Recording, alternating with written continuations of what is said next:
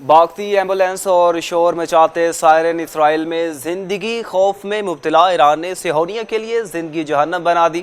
آگ برساتے میزائل تل ابیب میں بارش کی طرح برسنے لگے۔ تازہ حملوں میں میزائل اسرائیل میں بس پارکنگ لاٹ میں جا گرا، بسوں میں آگ لگ گئی۔ دوسری جانب تہران تل ابیب پر قہر بن کر برس پڑا۔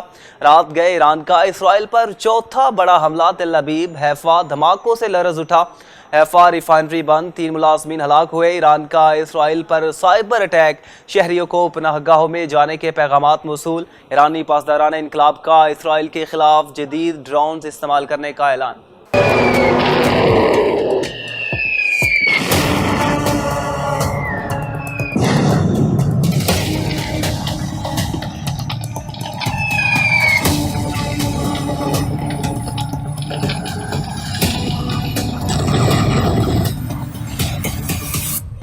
دنیا کا امن تباہ کرنے والے اسرائیل کا اپنا امن تباہ ہو گیا۔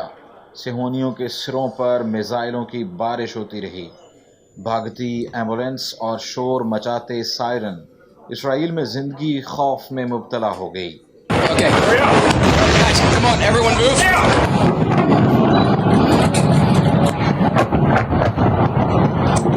ایران نے تازہ حملوں میں اسرائیل کے متعدد مقامات کو نشانہ بنایا۔ میزائل اور ڈرونز داغے گئے، جگہ جگہ آگ ہی آگ دکھائی دیتی رہی۔ نئے حملے میں حیفا شہر کو نشانہ بنایا گیا۔ حیفا ریفائنری مکمل طور پر بند ہو گئی۔ حملے میں 3 اسرائیلی مارے گئے اور درجنوں زخمی ہو گئے۔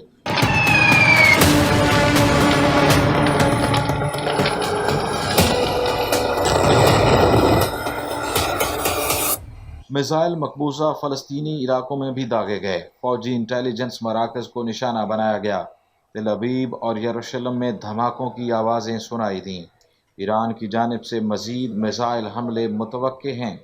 ادھر ڈونلڈ ٹرمپ نے تہران کے 1 کروڑ شہریوں کو فوری طور پر انخلا کی وارننگ دے دی ہے۔ ناظرین، ابھی خبر یہ ہے کہ